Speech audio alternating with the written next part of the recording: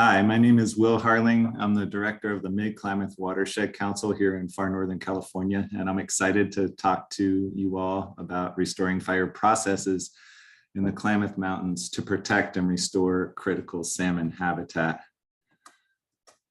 I'm lucky to work with an amazing group of people up and down the Klamath River, kind of in between I-5 near Wairika down to the confluence of the Trinity River. For the past 20 years, the Mid-Klamath Watershed Council has been working to build restoration-based economies in the Western Klamath Mountains, and working on combining traditional cultural knowledge with the best available Western science to get results on the ground. That's me on my dad's lap at our cabin on the McNeil Creek on the Salmon River. You can see well, he's got his boot on one leg and his cast where he broke his leg logging on the other. This is about a year after the 1977 hog fire, the first megafire burned right down behind our cabin.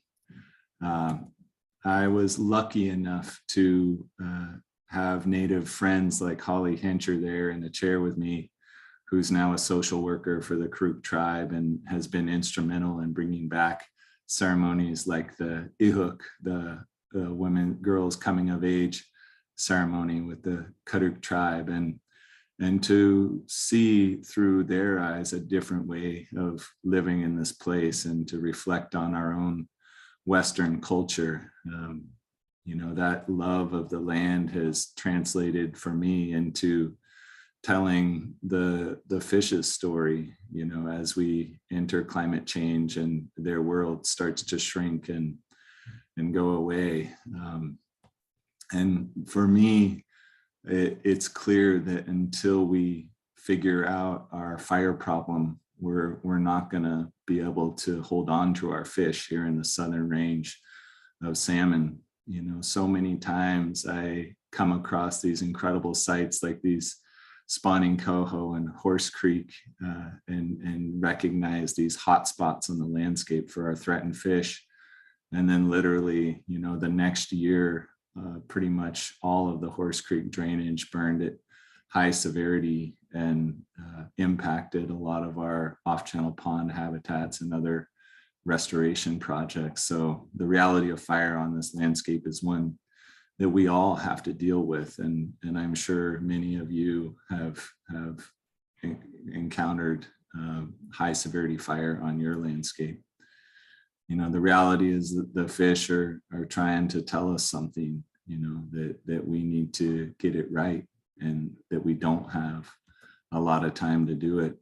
With MCWIC, we work closely with the Karuk Tribe's Fisheries Department to implement projects like the Syed Creek Channel Restoration Project there at the top, and worked with Columbia Helicopters and others to do helicopter woodloading projects and built over 20 off-channel ponds.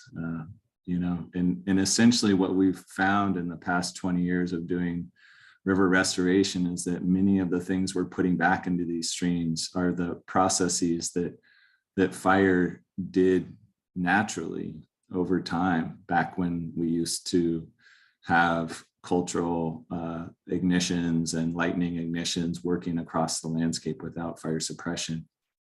In this picture in Elk Creek, you can see the logs coming into the stream, the sediment coming into the stream. That would be the new spawning gravel, and the biochar that might accumulate on river bars downstream and grow those giant trees, those 8-foot diameter trees that when they fall across the stream, back up sediment and reconnect floodplains and do amazing things that we don't see anymore with our incised channels. Today we have high severity fires acting across the landscape after a century of fire exclusion and the cessation of indigenous burning. This is where I grew up on the Salmon River, and the river below this section on the North Fork of the Salmon was unavailable to salmon for over a decade after, because all the pools filled up with sediment and the water got a lot hotter.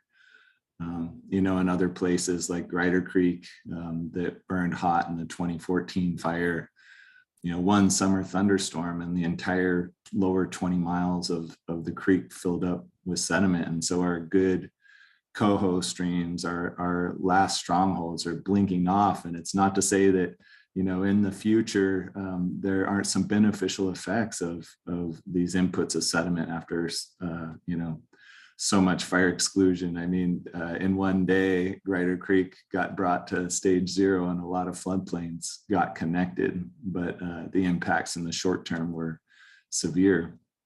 Similarly, there's impacts to the cessation of fire processes in our riparian corridors. We see, the streams get locked into place and in size, like here on Redcap Creek that hasn't seen fire in over 110 years. It limits the amount of in-stream wood and spawning gravel. It cuts off the light for the primary productivity. All those extra stems out there in the forest reduce our summer base flows.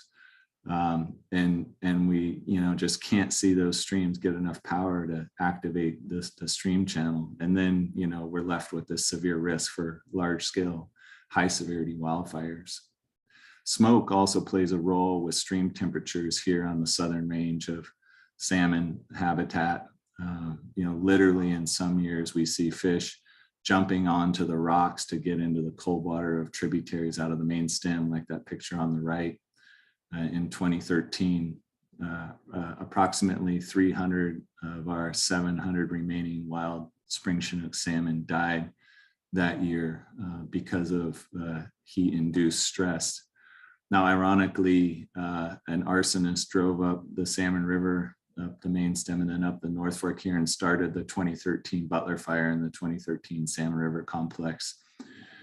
They actually passed me right there at Forks of Salmon, where you see the two forks come together.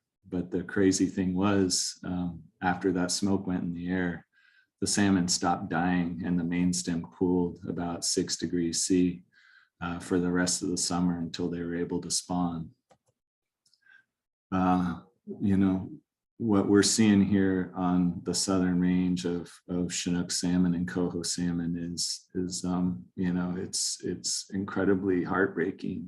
These fish are trying to get up the Klamath to the upper basin, hopefully taking out the Klamath dams changes that equation. But right now those fish are dead enders. They end up in creeks like Clear Creek, just beat up and with very few chances of spawning successfully. And even in pristine rivers like the salmon, the water temperatures get so high every summer that, you go under ledges expecting to see these beautiful fish and you see rotting carcasses like this 30-pound male I found up at Boulder Gulch.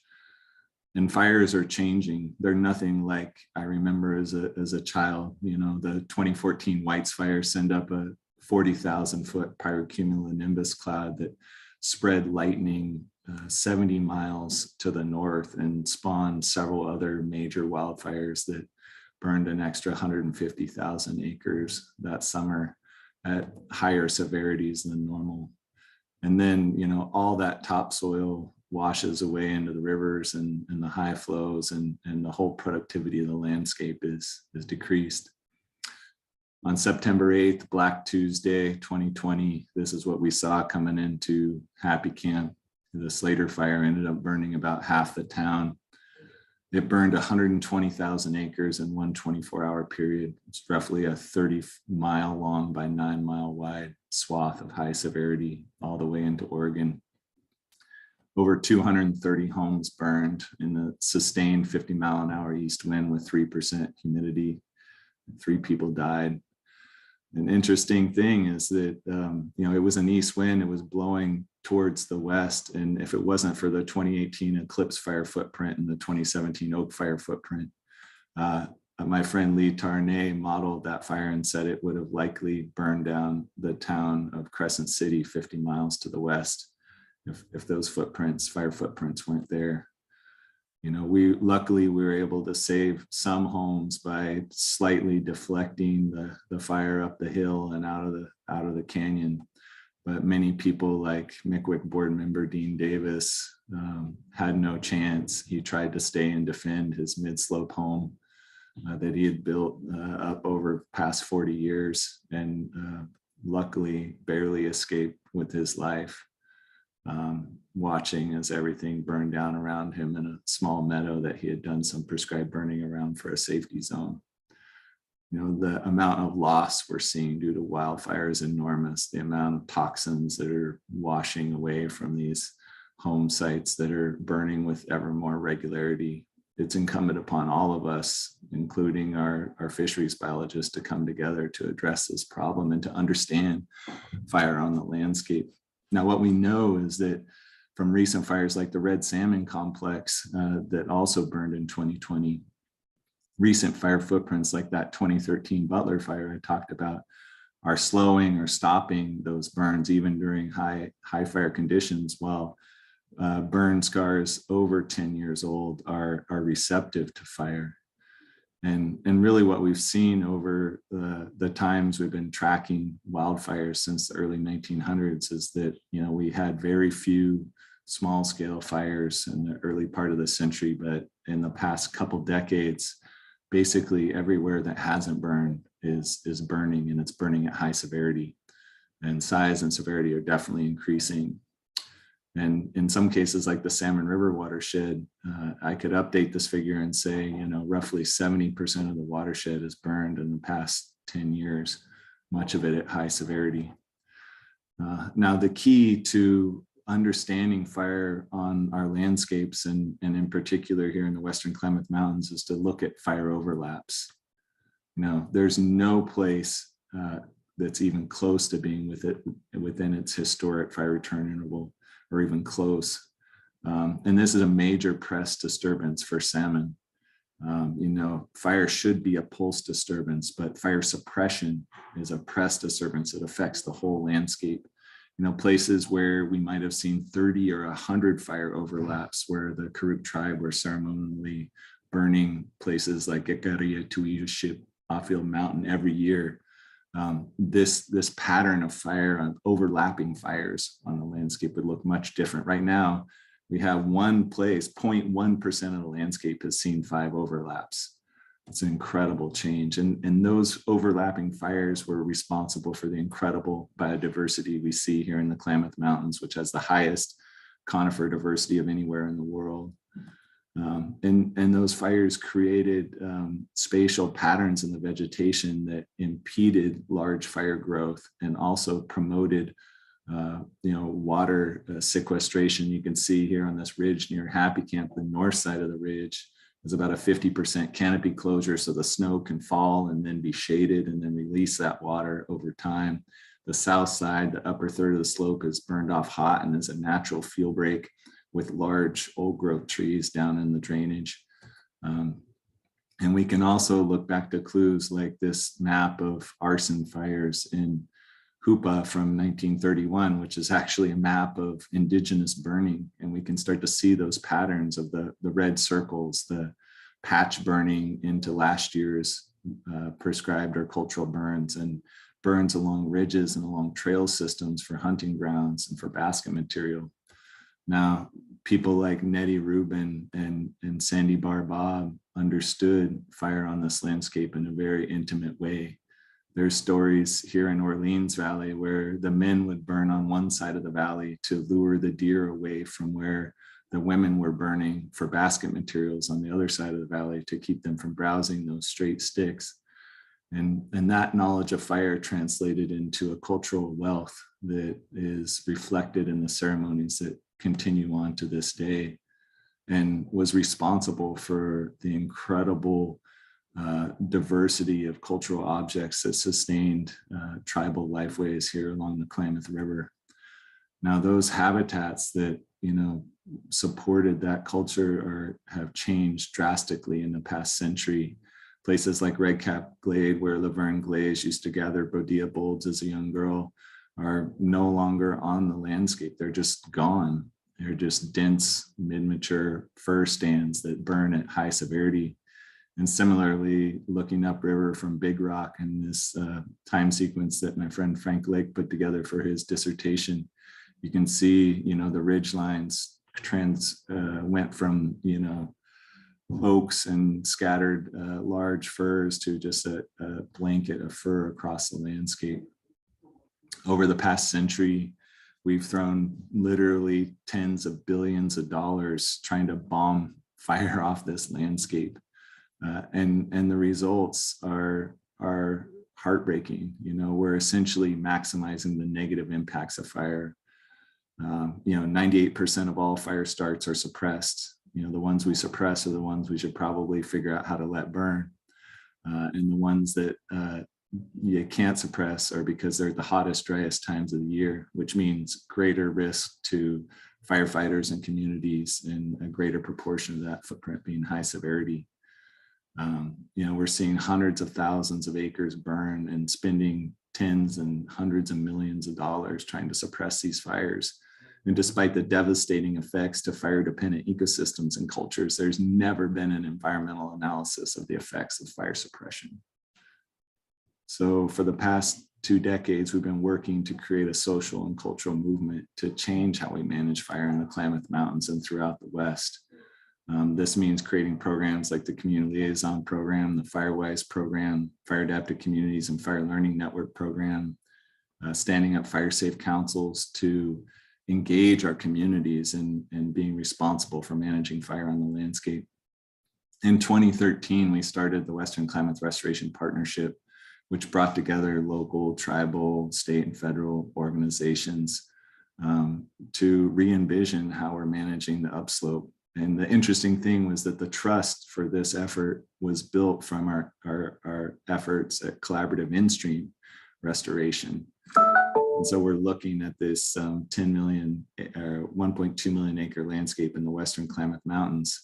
And the cool thing was we came together around shared values that everyone agreed to: the loggers, the preacher, the environmentalists, the tribal members, the agencies, that we all supported sustainable local economies, cultural and community vitality, fire adapted communities, restored fire regimes, resilient biodiverse forests, plants, animals, and fish, and a healthy river system.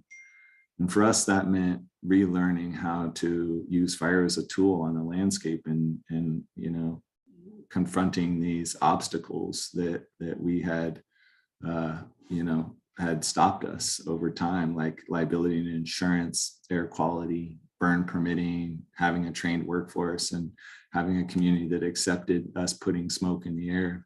Our strategy is to start from the homes and work out to engage the homeowners in the process of burning their own lands and to empower them to have the tools to put fire back into recent fire footprints, like the 2013 Orleans fire that nearly burned down the town of Orleans.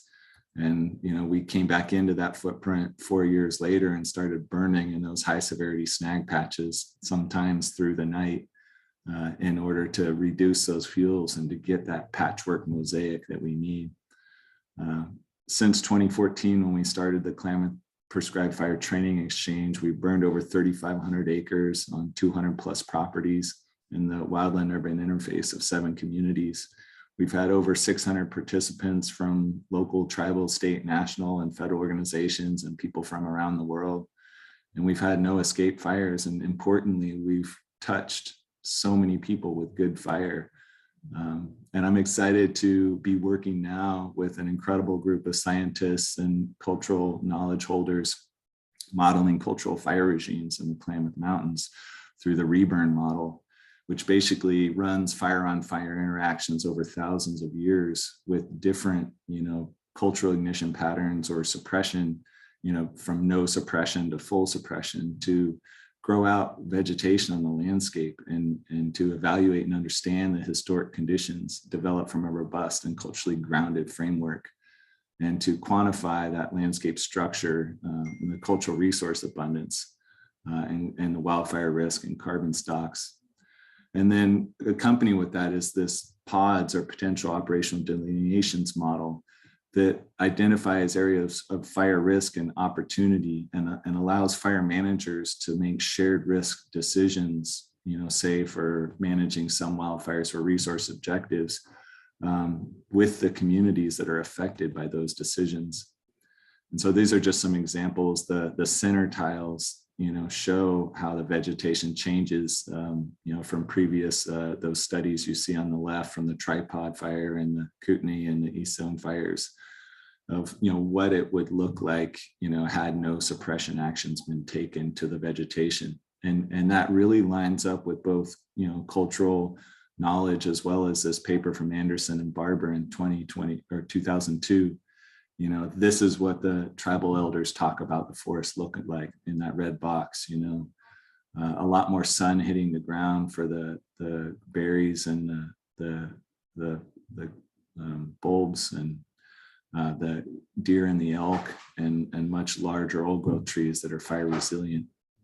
So these pods that we're currently, vetting with the public and tribes and state and federal agencies are a critical step towards re-envisioning how we manage fires on our landscapes. And perhaps these pod models have been done for your landscape, and I encourage you to engage in that, because the reality is we need to start living with wildfire. This is where I live at Butler Flat on the Salmon River. My greatest threat after having wildfires burn all around us in sequential years, from starting in 2006 and then doing prescribed fire after, is that if they continue to suppress fire on this landscape. So we need managed wildfire to protect us over time, combined with prescribed fire in the front country.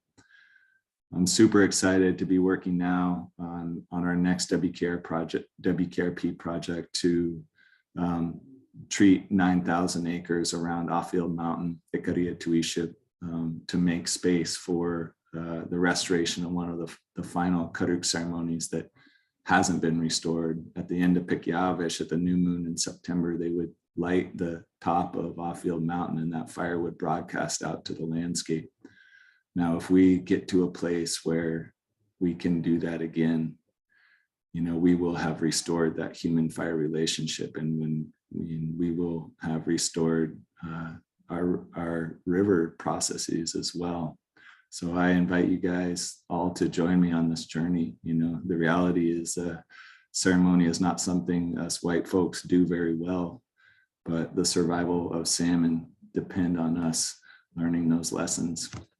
Thank you very much for your time. And I wish I was there with all of you.